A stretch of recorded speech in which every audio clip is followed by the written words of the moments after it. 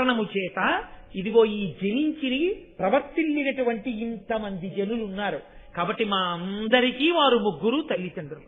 ముగ్గురుగా కనపడేటటువంటి ఆ ఒక్కటైన పదార్థం ఉన్నదే, అది సృష్టికర్తగా, స్థితికర్తగా, ప్రళయకర్తగా ప్రకాశిస్తోంది.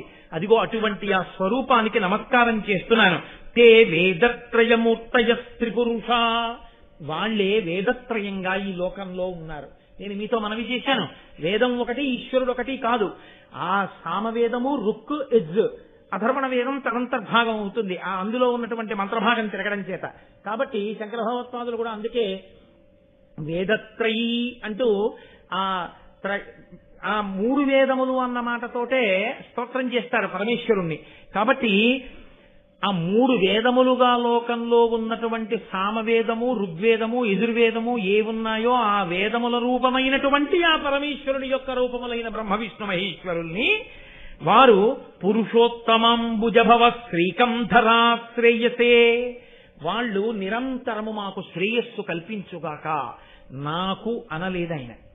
మహాభారతాన్ని ఆంధ్రీకరించినప్పుడు ఎవరు చదువుకోవడం మొదలుపెట్టారో, ఎవరు వినడం మొదలుపెట్టారో వాళ్ళందరికీ కూడా త్రిమూర్తుల యొక్క రక్ష కలుగుగాక, వారందరికీ లక్ష్మీ పార్వతీ సరస్వతుల యొక్క అనుగ్రహము కలుగుగాక, బ్రహ్మ విష్ణు మహేశ్వరుల యొక్క అనుగ్రహము కలుగుగాక. కాబట్టి మాకు అంటూ పురుషోత్తమ అంబుజభవ, పురుషోత్తముడు అన్న మాట శ్రీ మహావిష్ణువుది, మహాదేవుడు అన్న మాట పరమశివుడిది. పురుషోత్తముడు శ్రీ మహావిష్ణువు, అంబుజభవ అంటే కమలంలోంచి, తామర పువ్వులోంచి పుట్టినటువంటి వాడు బ్రహ్మగారు. శ్రీకంధర శ్రేయసే, శ్రీకంధర అంటే శ్రీ అంటే విషం, కంధర అంటే కంఠమునందు పెట్టుకున్నవాడు, కంఠమునందు హాలాహలమును పెట్టుకున్నటువంటి పరమశివుడు. శ్రేయసే, మాకు సమస్త అభ్యున్నతులను కృపచేయుగాక. పరమేశ్వరుడు కంఠమునందు హాలాహలాన్ని పెట్టుకోవడం కూడా లోకాల్ని రక్షించడానికి. తండ్రి కొడుకు కష్టం పడుతుంటే ఆ కష్టాన్ని తన నెత్తి మీద వేసుకున్నట్టు మహానుభావుడైనటువంటి పరమేశ్వరుడు ఈ లోకములకంతటికి తండ్రి కాబట్టి హాలాహలోత్పాదనము చేత లోకములన్నీ చల్లడిల్లితే తాను హాలాహలాన్ని పుచ్చుకున్నాడు. కాబట్టి ఆ శ్రీకంధరుడైనటువంటి పరమశివుడు, పురుషోత్తముడైనటువంటి విష్ణుడు, అంబుజభవుడైనటువంటి బ్రహ్మ మాకు శ్రేయస్సులను కూర్చుగాక అని ప్రారంభం చేసి రాజరాజ నరేంద్రుడి మీద మహాభారతాన్ని ఆంధ్రీకరించడానికి కారకుడైన వాడు కనుక రాజరాజ నరేంద్రుడి మీద ఆయన ఒక పద్యాన్ని చెప్తున్నారు. కాదు కాదు, ఇందులో ఒక చమత్కారం ఉంది. మనకి సాహిత్యం అంతా కూడా, సాహిత్యము అంటే భగవన్నామ స్పర్శలేని సాహిత్యం ఏదుందో ఆ సాహిత్యాన్ని మన వాళ్ళు అంగీకరించారు. అందుకే పోతన గారు భాగవతాన్ని ఆంధ్రీకరిస్తూ ఓ మాట అంటారు, హరినామ స్పృహలేని కావ్యము విచిత్రార్థాన్వితంబయ్యు శ్రీకరమయ్యుండదయోగ్య దుర్మదనత్కాకోల కర్తాకృతి అంటారు. ఎంత గొప్ప గొప్ప శబ్దాలు వేసినా, ఎంత గొప్ప గొప్ప అర్థాలున్నా, ఎంత గొప్పగా రచన చేసినా పరమేశ్వరుడి గురించి చెప్పనటువంటి సాహిత్యం ఏదుందో, భగవద్భక్తిని ప్రబోధం చెయ్యనిదేదుందో అది నిరర్థకము. అది తద్దినం పెట్టినటువంటి రేవులకి కాపులెళ్ళినట్టు వెళ్ళేటటువంటి వాళ్ళకి పనికొస్తుందేమో కానీ హరినామ స్తుతి చేయు కావ్యము సువర్ణాంభోజి హంసావళీ సురతిభ్రాజితమై మానస సరస్ఫూర్తిన్నిలుంగొందు. మానస సరోవరానికి ఎవరెడతారు? పాపాలు పోగొట్టుకుందామనుకునేటటువంటి జిజ్ఞాసులైనటువంటి మహాభక్తులైన వాళ్ళు వెళ్ళి మానస సరోవరంలో స్నానం చేసినట్టు, హంసలు మానస సరోవరంలో ఉండేటటువంటి నీటి మీద తేలియాడి తామరతూండ్లు తిని ఆడుకున్నట్టు హరినామస్తుతి చేసినటువంటి కావ్యములను ఎవరు చదువుకుంటారు అంటే హరిని చేరుకుందాం అనుకున్నటువంటి వాళ్ళు చదువుకుంటారు. హరినామ స్పర్శలేని సాహిత్యం తద్దినం పెట్టే రేవు, అక్కడ అటువంటి సాహిత్యాన్ని చదువుకోవడం అటువంటి రేవుకి వెళ్ళినటువంటి కాకుల వంటి వారు చేసే పని అంటారు పోతన గారు. కాబట్టి మహానుభావుడు పైన దేవతలను నేను స్తోత్రం చేశాను. ఒకరేమో వ్యాస భగవానుడు చంద్రవంశాన్ని వర్ణించాడు మహాభారతంలో, వాల్మీకి మహర్షి సూర్యవంశాన్ని వర్ణించారు రామాయణంలో. సూర్యవంశాన్ని, చంద్రవంశాన్ని, రెండు వంశాల్ని వర్ణించి మనకి ధర్మాన్ని నేర్పినటువంటి వాళ్ళు వ్యాసుడు, వాల్మీకి. వ్యాసుడు, వాల్మీకి ఇద్దరు సూర్యచంద్రుల్ని ప్రస్తుతి చేశారు. ఆ సూర్యచంద్రులే రాత్రి పగలు ఉంటారు.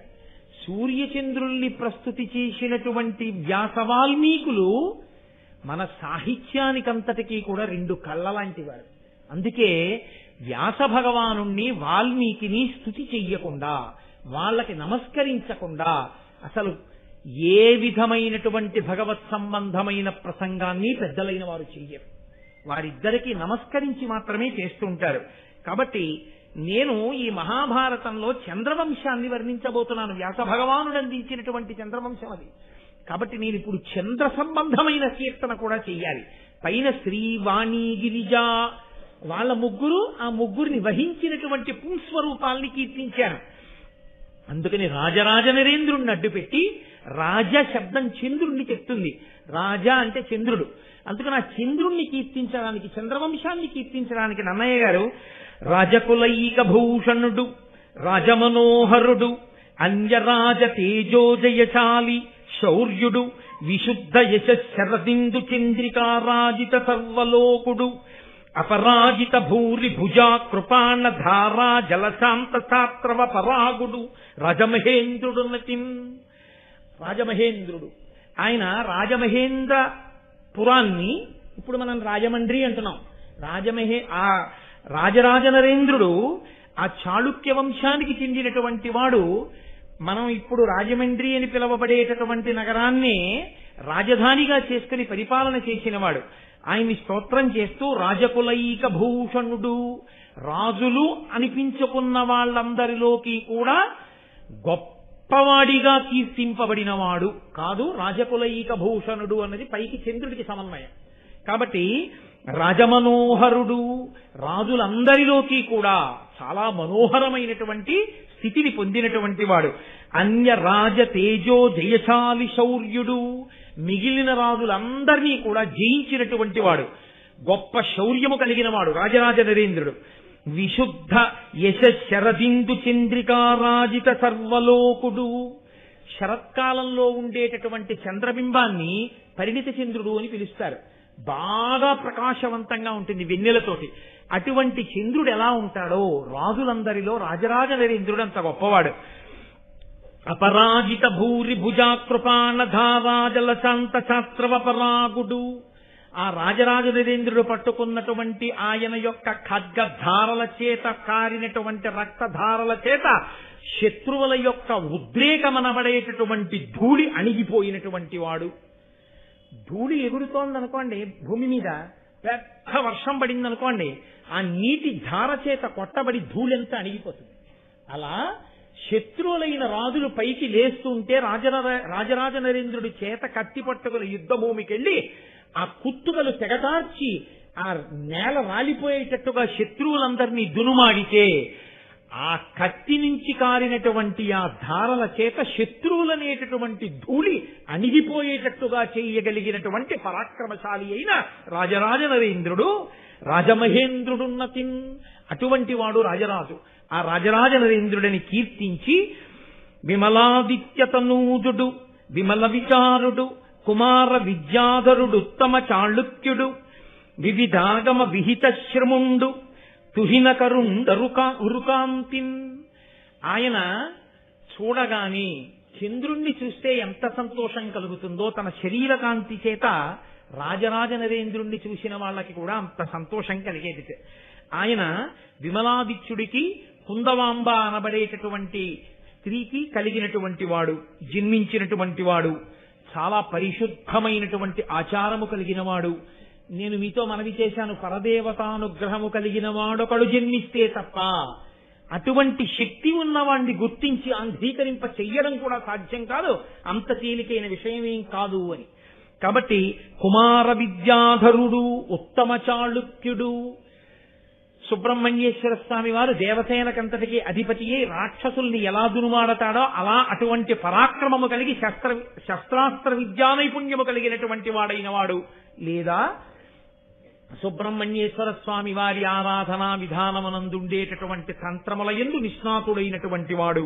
వాళ్ళు గొప్ప శివభక్తులు ఆ చాళుక్యులందరూ. కాబట్టి వివిధాగమ విహిత శ్రముండు, అనేకమైనటువంటి ఆగములు తెలిసిన్నటువంటి వాడు.